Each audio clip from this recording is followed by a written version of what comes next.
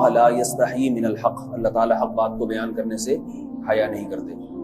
تو غسل کے جو مسائل ہیں ان میں بھی بعض دفعہ کچھ ایسی باتیں آتی ہیں جو بظاہر حیا کے خلاف ہیں، لیکن علم کی ایک بات ہے، سیکھنے اور سکھانے میں حیا اگر کریں گے تو پھر ظاہر ہے ساری زندگی جاہل ہی رہے گا انسان۔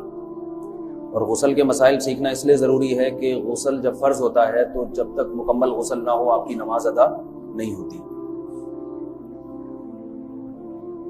رسول اللہ صلی اللہ علیہ وسلم نے فرمایا الماء من الماء، حدیث ہے کہ غسل فرض ہوتا ہے خواہش نفس کے ساتھ جسم سے منی خارج ہونے سے۔ مرد پہ غسل کب فرض ہوگا؟ جب اس کے جسم سے شہوت کے ساتھ منی خارج ہو۔ منی بالکل سفید رنگ کی چیز ہے، ایک ہوتی ہے مزی۔ شہوت پیدا ہونے سے اگر کسی کے مرد یا عورت کے صرف رطوبت خارج ہونا شروع ہو گئی اس سے غسل فرض نہیں ہوتا۔ جب تک مکمل شہوت پوری نہیں ہو جاتی اور مادہ منویہ خارج نہیں ہو جاتا، چاہے احتلام کی صورت میں ہو یا کسی بھی طرح سے ہو۔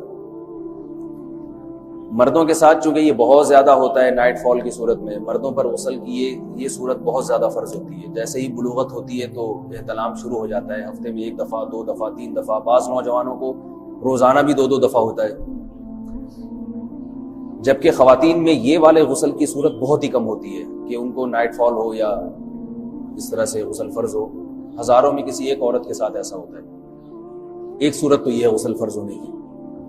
دوسری صورت کیا ہے کہ جب انسان اپنی زوجہ کے ساتھ ملاپ کرے اور انٹرکورس ہو جائے، چاہے اس صورت میں ڈسچارج دونوں میں سے کوئی ہو یا نہ ہو، لیکن دونوں پہ غسل فرض ہو جائے گا، مرد پہ بھی اور عورت پہ بھی۔ یہ تو مردوں کے غسل کے فرض ہونے کا۔ مردوں کے غسل میں ایک چیز یہ بھی ہے کہ اگر آپ نے رات کو نیند کی اور صبح آپ اٹھے اور آپ نے کپڑوں پہ نشان دیکھا، اب آپ کو یہ پتہ نہیں چل رہا کہ یہ منی کا نشان ہے یا مزی کا ہے، تو بھی آپ پر غسل کرنا فرض ہے۔ یہی سمجھا جائے گا کہ یہ آپ خواب میں ڈسچارج ہوئے۔ عورت پر جو غسل فرض ہوتا ہے ایک اور صورت میں ہوتا ہے کہ جب خواتین کو ایام آنا بند ہو جاتے ہیں، حیض یا نفاس سے جب پاک ہو جائیں تو بھی ان پہ غسل فرض ہے۔ یہ تو غسل کی فرضیت سے متعلق احکام تھے۔ کچھ چیزیں ایسی ہیں جن میں غسل سنت ہے، فرض نہیں ہے۔ جمعہ کے دن غسل کرنا رسول اللہ صلی اللہ علیہ وسلم نے بہت زیادہ تاکید کی ہے۔ سنت کی 2 قسمیں ہیں، سنت مؤکدہ اور سنت غیر مؤکدہ۔ مؤکدہ وہ ہوتی ہیں کہ جن کو چھوڑنے کا اگر کوئی معمول بنا لے تو گناہ کا خطرہ ہے اور ایسا شخص قابل ملامت ہے، اسے شریعت ملامت کرتی ہے، برا بھلا کہتی ہے۔ تو غسل سنت مؤکدہ ہے، ہفتے میں 1 مرتبہ، چاہے جمعے کے دن ہو یا کسی بھی دن ہو۔ جو مسلمان ہفتے میں 1 دفعہ بھی نہیں نہاتا، وہ کتنا ہی نیٹ کلین ہو، مگر شریعت کی نظر میں وہ قابل ملامت ہے، اسے تانے دینے چاہیے کہ شرم نہیں آتی ہو مسلمان مگر رہتے ہو بھنگیوں اور چماروں کی طرح۔ ملامت تو اسی کو کہتے ہیں نا۔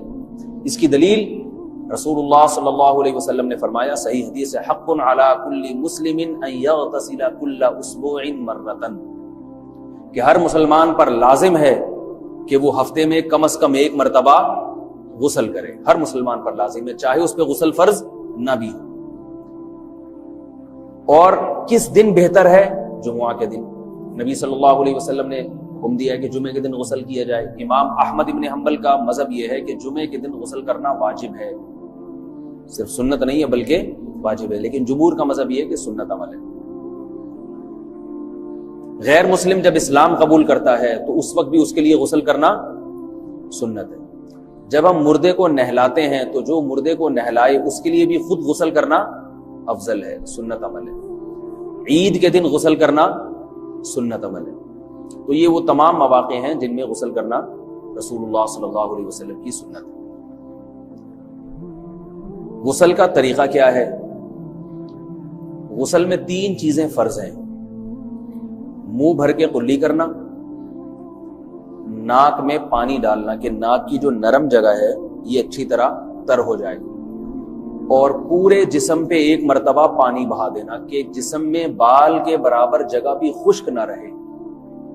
یہ تو ہے فرض، یعنی یہ کام کسی نے کسی بھی طرح سے کر لیا غسل ادا ہو جائے گا، چاہے اس کی نیت غسل کی تھی یا نہیں تھی۔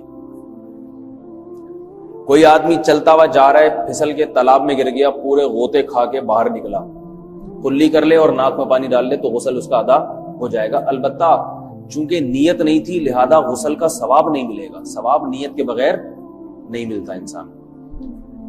دلائل اس کے الگ موضوع ہے کہ اس کی دلیل کیا ہے کہ بغیر نیت کے بھی غسل ہو جاتا ہے، لیکن میں نے بتایا دلائل کا سیشن نہیں ہے، اس میں پھر بات لمبی ہو جائے گی۔ تو یہ تو ہے فرض، پورے جسم پہ پانی بہانا، کلی اور ناک میں پانی۔ سنت طریقہ کیا ہے؟ رسول اللہ صلی اللہ علیہ وسلم غسل کیسے کرتے تھے؟ سنت طریقہ جس پہ جو اختیار کرنا چاہیے وہ طریقہ یہ ہے کہ جب آپ غسل کے لیے بیٹھیں تو سب سے پہلے وہ جگہ دھوئیں جہاں نجاست اور ناپاکی لگی ہوئی ہے۔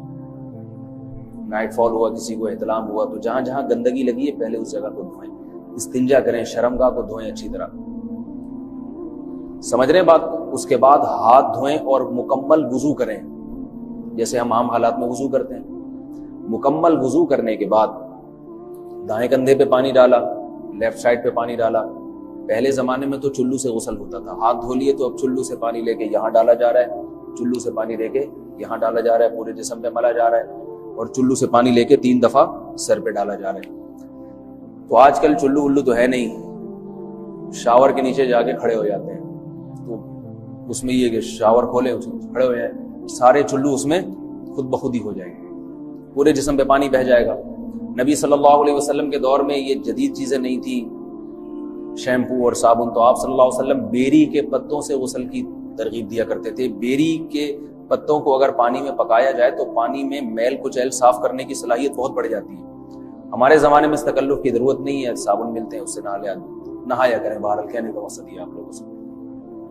تو یہ سنت طریقے سے غسل ہو جائے گا آپ کا، سمجھ رہے ہیں بات کو؟ سب سے پہلے استنجا کیا، اس کے بعد وضو کر لیا، اس کے بعد غسل کر لیا۔ اگر کسی نے غسل میں وضو نہیں کیا اور ویسے ہی پورے جسم پہ پانی بہا دیا تو بھی اس کا وضو خود بخود ہو جائے گا، اس غسل سے وہ نماز پڑھ سکتا ہے۔ کیونکہ بعض لوگ غسل کرنے کے بعد دوبارہ وضو کر رہے ہوتے ہیں، اس کی ضرورت نہیں ہے، کیونکہ جب غسل کرتے ہیں تو وضو والے اعضاء تو خود بخود اس میں دھل جاتے ہیں۔ یہ ہے غسل کا طریقہ۔ وضو کیسے ٹوٹتا ہے؟ جن چیزوں سے غسل فرض ہوتا ہے ان چیزوں سے وضو تو بہرحال ٹوٹتا ہی ہے، اس کے علاوہ بھی وضو ٹوٹتا ہے۔ اس سے پچھلے لیکچر میں نے کچھ تفصیل بتائی تھی کہ نجاست جسم سے کہیں سے بھی خارج ہو جائے یا نجاست نکل کے بہہ پڑے، اگر قضائے حاجت کی جگہوں سے نجاست خارج ہوئی ہے تو نظر بھی آ جائے وضو ٹوٹ جائے گا، اور قضائے حاجت کے علاوہ جگہوں سے اگر نجاست خارج ہوئی ہے، خون وغیرہ ہے جیسے، تو جب تک نکل کے بہے گا نہیں تو اس وقت تک وضو نہیں ٹوٹے گا۔